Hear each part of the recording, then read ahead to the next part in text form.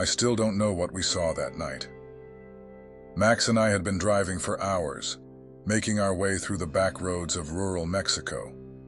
We were on our way to visit his family in a small town outside of Monterrey. It was late, past midnight, when we found ourselves on a lonely stretch of highway, nothing but darkness ahead and behind us. The road was rough, cracked in places, with potholes deep enough to swallow a tire. The only sounds were the hum of the engine and the occasional chirping of unseen insects beyond the reach of our headlights. Max had been telling me about the stories, about the things people had seen along these roads. They say the Chupacabra roams out here. He chuckled, tapping his fingers against the dashboard. Drains livestock, attacks drivers. Real horror movie stuff. I rolled my eyes. You believe in that? He smirked. Not really, but plenty of people do. They swear something's out here.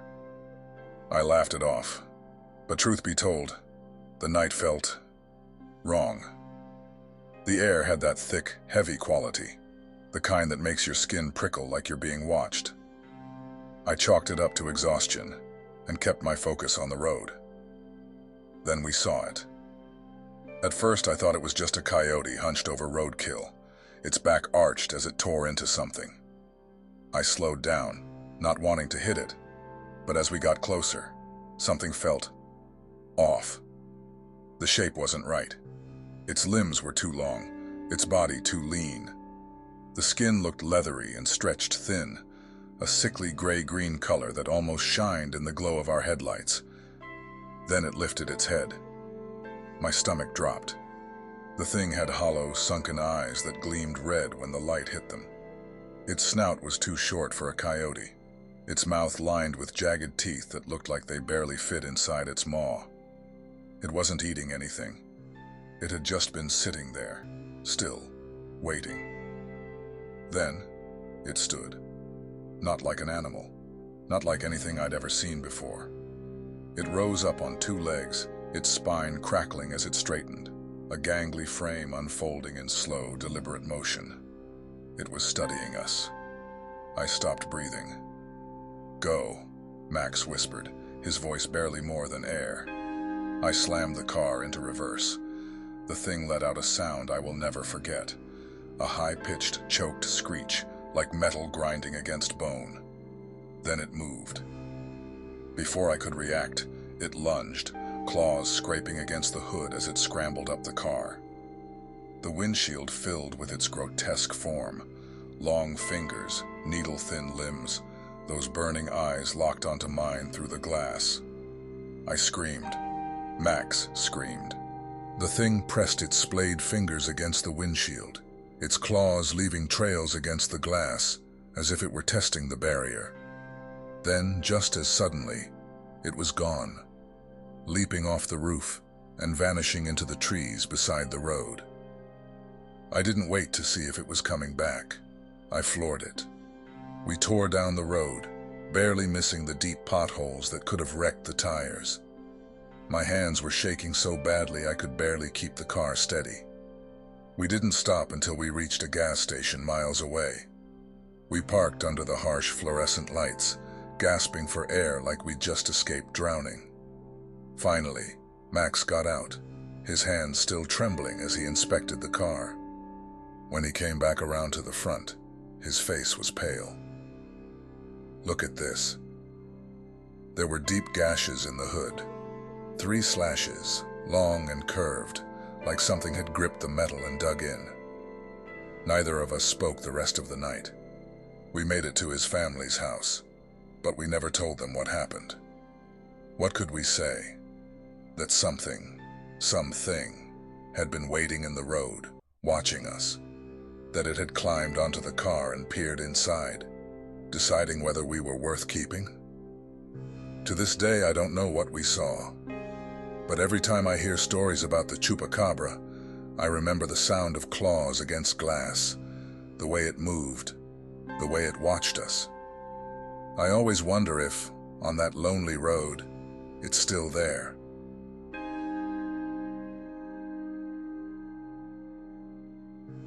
I still see it in my nightmares. Most people don't know what really happens out there in the desert. They think Border Patrol is all about catching smugglers and migrants, about long shifts in the middle of nowhere. But sometimes, out there in the dark, you see things you can't explain, things you're not meant to see. It was supposed to be a quiet shift, just me and Ramirez, patrolling a stretch of land near the Texas-Mexico border. The terrain was rough, miles of sand, jagged rocks, and the occasional scrub brush. The kind of place where you could disappear without a trace. We'd been driving for hours when dispatch came through.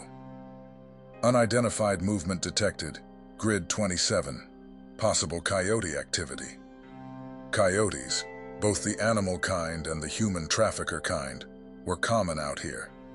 We figured it was nothing, but orders were orders, so we turned the truck toward the coordinates. That's when we saw it.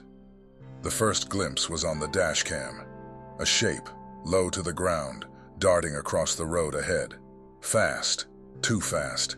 It was hunched, long-limbed, moving on all fours. The night vision feed made it look almost skeletal, its skin stretched tight over a wiry frame. "What the hell was that?" Ramirez muttered. I stepped on the gas. The truck surged forward, headlights cutting through the night. The shape disappeared over a ridge. "Switch to thermal," I said. Ramirez flipped the setting. The screen lit up, painting the landscape in heat signatures. At first, nothing. Just the pale outline of distant rocks. Then, movement. The thing was fast. It weaved through the brush, flickering in and out of view, as if it knew exactly how to avoid being seen. "Jesus," Ramirez breathed. "It's leading us somewhere." I tightened my grip on the wheel. "Not if we get it first." We sped up, closing the distance. The thing suddenly stopped in the middle of the road. Just stood there, its head cocked at an unnatural angle, watching us. I floored it. The second before we hit it, the creature leapt, vaulting over the hood like a goddamn spider, its claws scraping the windshield as it landed behind us. "Shit!" Ramirez shouted. "Did you see that?" I slammed the brakes and threw the truck into reverse, but by the time we turned around, it was gone.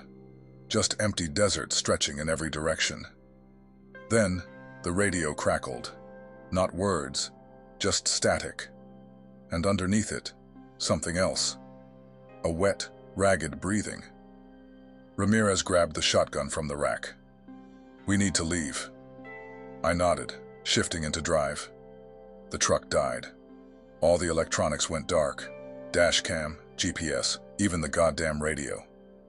"Try it again," Ramirez whispered, his knuckles white around the shotgun. I turned the key. Nothing. Then outside, we heard it. The sound of something moving around the truck. Slow, deliberate footsteps crunching in the dirt. I reached for my sidearm. My heart was hammering against my ribs. The thing tapped against the driver's side window. Just a single claw. Scraping. I didn't dare look. Ramirez did. And he immediately started praying under his breath. I turned my head. It was right there, pressed against the glass, inches from my face. Its skin was a sickly, hairless gray, stretched thin over a bony skull. Its eyes were red, sunken pits, burning like embers in the dark. And its mouth, God, its mouth, was filled with jagged, irregular teeth, too long to fit properly, as if it had been made for one thing: to rip, to tear, to feed. Then it smiled. The truck shook violently as the thing climbed onto the roof. Ramirez pumped the shotgun, pointing it at the ceiling. We shoot our way out. A clawed hand punched through the roof, tearing through the metal like tin foil. Ramirez fired. The blast was deafening in the confined space. The hand vanished, but the truck rocked harder. I turned the key again, praying. The engine sputtered, then roared to life. I didn't hesitate. I slammed my foot on the gas. The truck lurched forward, tires kicking up dust. For a moment, I thought we were safe. Then, in the side mirror, I saw it, keeping pace with the truck. It wasn't running. It was crawling, impossibly fast, using all fours, its limbs bending the wrong way. And it was laughing. Ramirez fired out the window. The thing veered off, disappearing into the brush. We didn't stop, not until we saw the glow of the station lights on the horizon. When we pulled in, we jumped out of the truck, panting. My hands were still locked on the wheel. The other agents looked at us like we were crazy. We tried to show them the dash cam footage, but the entire recording was just static. The only proof we had was the truck itself. Deep gashes in the hood, the torn open roof, the claw marks down the side. None of us spoke about it after that night. We filed a report about unidentified wildlife and left it at that. But I know what we saw, and I know it's still out there, waiting for the next unlucky bastards to cross its path.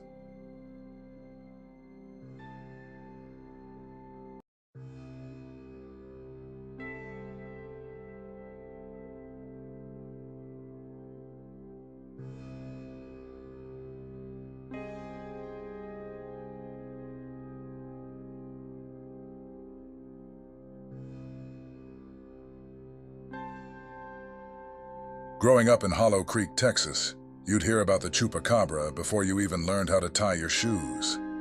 The old folks told tales of a blood-sucking beast that stalked the back roads, a monster that drained livestock dry and vanished before the first rays of sunlight. Parents used the legend to scare kids into staying close to home at night, and for the longest time, that's all I thought it was, a story. But the summer of 1999 changed everything. I was staying with my Uncle Jim that year, helping out on his ranch. He was a tough old cowboy, the kind of man who never shied away from hard work or a stiff drink. He didn't believe in nonsense, not ghosts, not Bigfoot, and certainly not the Chupacabra. So when we first started finding the goats dead, he thought it was coyotes. Except coyotes don't drain animals of their blood. The first goat we found was stretched out in the dirt, completely lifeless. No blood, no torn flesh, just 2 deep puncture wounds on its neck. I remember how pale it looked in the morning light, like something had pulled the very life from its body. Then, the killings started happening more frequently.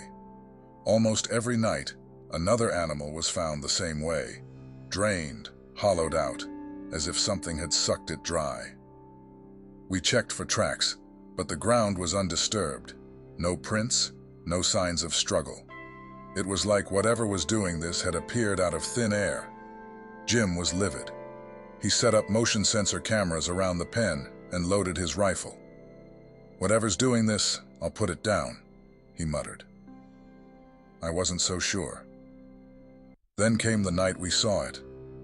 It was around 3 a.m. when the goats started screaming. Not normal bleating. These were raw, unnatural cries, the kind that raised every hair on my body.